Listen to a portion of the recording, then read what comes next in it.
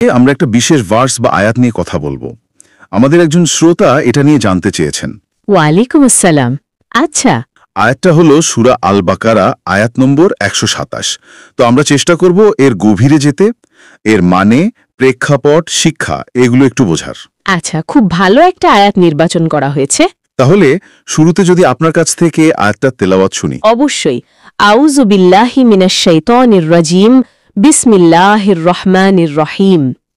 وَإِذْ يَرْفَعُ إِبْرَاهِيمُ الْقَوَاعِدَ مِنَ الْبَيْتِ وَإِسْمَاعِيلُ رَبَّنَا تَقَبَّلْ مِنَّا إِنَّكَ أَنْتَ السَّمِيعُ الْعَلِيمُ।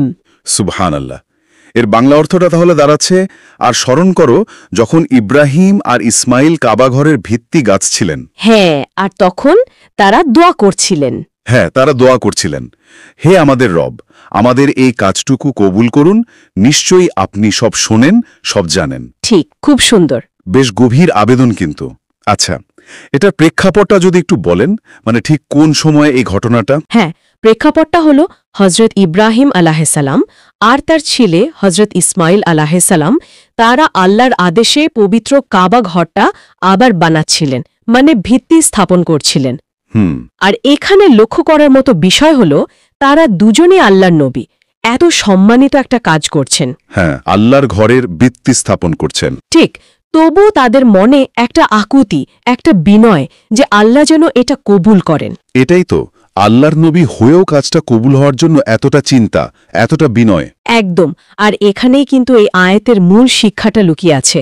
মানে আমরা যত ভালো কাজই করি না কেন, যত বড় কাজই হোক, হ্যাঁ, যত বড় বা যত সুন্দরই হোক বাহ্যিকভাবে, আল্লাহর কাছে সেটা কবুল বা গৃহীত হওয়ার জন্য দোয়া করাটা আসলে খুবই জরুরি। আচ্ছা, কারণ কাজটা দেখতে হয়তো খুব ভালো হলো, কিন্তু যদি নিয়ত ঠিক না থাকে, মানে আন্তরিকতা না থাকে, অথবা আল্লাহ যদি দয়া করে কবুল না করেন, তাহলে তো সেটার কোনো মূল্যই হয়তো থাকলো না। ঠিক তাই। আর দেখুন, দোয়ার শেষে আল্লাহর গুণের কথা বলা হয়েছে, আস সামি আর আল আলিম, সর্বশ্রোতা আর সর্বজ্ঞ। হ্যাঁ, এটা কিন্তু বিষয়টাকে আরও জোরদার করছে। মানে তিনি আমাদের মুখের দোয়া যেমন শুনছেন, তেমনি আমাদের মনের ভেতরের খবর, আমাদের উদ্দেশ্য বা নিয়তটাও তিনি খুব ভালো করেই জানেন। তার মানে লোক দেখানো বা শুধু বাহ্যিক কাজের চেয়ে ভেতরের আন্তরিকতা আর আল্লাহর কাছে কবুল হওয়াটাই আসল। একদম। আচ্ছা, তাহলে এই আয়াত থেকে আমাদের প্রতিদিনকার জীবনের জন্য কি শেখার আছে? মানে শুধু কি বড় বড় ইবাদতের ক্ষেত্রেই এটা প্রযোজ্য? না না, একেবারেই না। দেখুন, কয়েকটা বিষয় আমরা এখান থেকে নিতে পারি।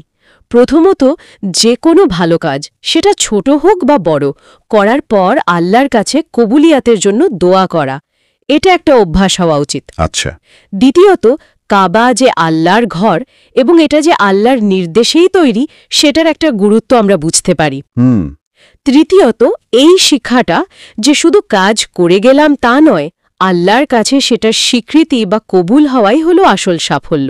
কাজের পরিমাণ বা চাকচিক্য নয়, বরং অ্যাকসেপ্টেন্সটা ম্যাটার করে। ঠিক। চতুর্থত, একটা সচেতনতা যে আল্লাহ সব শোনেন, সব জানেন, তাই ফাঁকি দেওয়ার বা লোক দেখানোর কোনো সুযোগ নেই। হ্যাঁ, এটা খুব গুরুত্বপূর্ণ পয়েন্ট। আর পঞ্চম, এবং আমার মনে হয় এটাও খুব জরুরি, কোনো ভালো কাজ করে ফেলার পর গর্ব বা অহংকার নয়, বরং বিনয় আসা উচিত, ঠিক যেমনটি নবীরা দেখিয়েছেন। একদম ঠিক বলেছেন। এই যেমন ধরুন, আমরা যখন নামাজ পড়ি বা হয়তো কাউকে কিছু দান করলাম, সাহায্য করলাম, হ্যাঁ, তখন মনের ভেতরে একটা প্রার্থনা কিন্তু আসেই যে আল্লাহ যেন এটা কবুল করেন। এই অনুভূতিটাই তো এখানে। ঠিক তাই। উৎসে আরও কিছু সুন্দর উদাহরণ দেওয়া হয়েছে। যেমন ধরুন একজন ছাত্র, আচ্ছা, হ্যাঁ, ধরুন একজন ছাত্র অনেক খেটে পড়াশোনা করে পরীক্ষা দিল, এরপরও কিন্তু সে ফলাফলের জন্য আল্লাহর রহমতের দিকে তাকিয়ে থাকে। হ্যাঁ, তা তো থাকেই, নিজের চেষ্টার পরেও। অথবা ধরুন একজন কৃষক, সে জমিতে বীজ বুনল, সার দিল, পানি দিল, সব রকম যত্ন নিল, কিন্তু ভালো ফসলের জন্য শেষ পর্যন্ত কার দিকে তাকিয়ে থাকে? আল্লাহর দিকেই, কারণ বৃষ্টি বা আবহাওয়া তো তারই হাতে। একদম। মানে চেষ্টার পাশাপাশি আল্লাহর কাছে এই আকুতিটা, এই নির্ভরতাটা থাকে। আচ্ছা, এই বিষয়টা কি অন্য কোনো আঙ্গিক থেকেও দেখা যায়? মানে ধরুন মনস্তত্ত্ব বা সমাজ, এই দিকগুলো থেকে? হ্যাঁ, অবশ্যই দেখা যায়। যেমন ধরুন, মনোবিজ্ঞানের দিক থেকে যদি ভাবি, যখন একজন মানুষ তার কাজের পর সেটার স্বীকৃতির জন্য স্রষ্টার কাছে প্রার্থনা করে, তখন তার মধ্যে কিন্তু একটা বিনয় তৈরি হয়, অহংকার কমে। হ্যাঁ, একটা মানসিক প্রশান্তিও আসে বোধহয়। ঠিক, একটা নির্ভরতার জায়গা তৈরি হয়। আর সামাজিকভাবে যদি ভাবেন, যখন মানুষ শুধু জাগতিক লাভের জন্য বা অন্যকে দেখানোর জন্য কাজ না করে আল্লাহর সন্তুষ্টি অর্জনের জন্য কাজ করে, তাহলে তো সমাজে অনেক পরিবর্তন আসতে পারে। অবশ্যই তখন প্রতারণা, দুর্নীতি, একে অপরকে ছোট করার প্রবণতা, এগুলো কিন্তু স্বাভাবিকভাবেই কমে আসার কথা, কারণ নিয়তটা তখন আল্লাহর জন্য খালিস হচ্ছে। ঠিক। এবং এই দোয়া, এটা কিন্তু মুসলিম উম্মার ঐক্যের একটা প্রতীকও।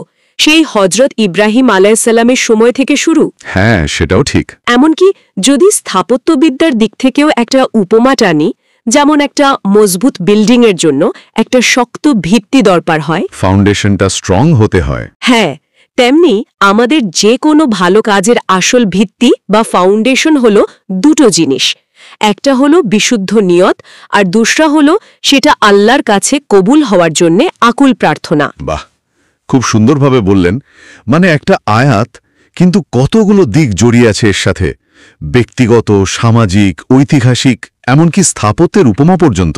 হ্যাঁ, কোরআন তো এমনই। তাহলে পুরো আলোচনার সারমর্ম যদি করি, তাহলে আমরা বলতে পারি যে হজরত ইব্রাহিম আলাইসাল্লাম আর ইসমাইল আলাইসাল্লামের কাবা নির্মাণের সময়ের এই দোয়াটা আমাদের সবসময় মনে করিয়ে দেয় হ্যাঁ, যে আমরা যে ভালো কাজই করি না কেন, সেটা করার পর যেন আমরা গর্ব বা আত্মতৃপ্তিতে ভেসে না যাই, বরং বিনয়ের সাথে আল্লাহর কাছে তার কবুলিয়াতের জন্য প্রার্থনা করি। ঠিক। কাজের সার্থকতা আসলে সেটার বাহ্যিক রূপে নয়, বরং আল্লাহ সেটা গ্রহণ করলেন কিনা তার উপর। একদম, আমাদের চেষ্টার থেকেও আল্লাহর কবুলিয়াতটা বেশি জরুরি। ঠিক বলেছেন। আর এখানেই কিন্তু আমাদের সবার জন্য একটা গভীর চিন্তার বিষয় থেকে যায়। আচ্ছা, সেটা কি? দেখুন, যেহেতু আল্লাহ আস-সামি আল আলিম, তিনি সব শোনেন, সব জানেন, তাহলে এই আয়াতটাকে মাথায় রেখে শুধু আমাদের ইবাদত বন্দেগীর ক্ষেত্রেই নয়, বরং আমাদের প্রতিদিনের জীবনে, আমাদের পেশাগত কাজকর্মে, আমাদের ব্যবসা বাণিজ্যে, মানুষের সাথে আচার আচরণে, এমনকি পরিবারের সদস্যদের সাথে সম্পর্কেও এই বিনয়, এই আন্তরিকতা আর কাজটা আল্লাহর কাছে কবুল হওয়ার যে আকুতি, আচ্ছা, সেটা আমরা কিভাবে আরও ভালোভাবে ফুটিয়ে তুলতে পারি, কিভাবে আমাদের প্রত্যেকটা কাজে এই চেতনাটা থাকতে পারে, এটা নিয়ে কিন্তু আমাদের ভাবা উচিত। খুবই গুরুত্বপূর্ণ একটা প্রশ্ন রেখে গেলেন, সত্যি ভাবার বিষয়। কিভাবে আমাদের জীবনের প্রতিটা ক্ষেত্রে এই নবীদের শেখানো বিনয় আর আল্লাহর কাছে গ্রহণযোগ্যতার চিন্তাটা নিয়ে আসা যায়। হ্যাঁ, এটাই হয়তো এই আয়াতের একটা প্রায়োগিক দিক হতে পারে আমাদের জন্য। অনেক ধন্যবাদ আপনাকে এত সুন্দরভাবে বিষয়গুলো ব্যাখ্যা করার জন্য। আপনাকেও ধন্যবাদ।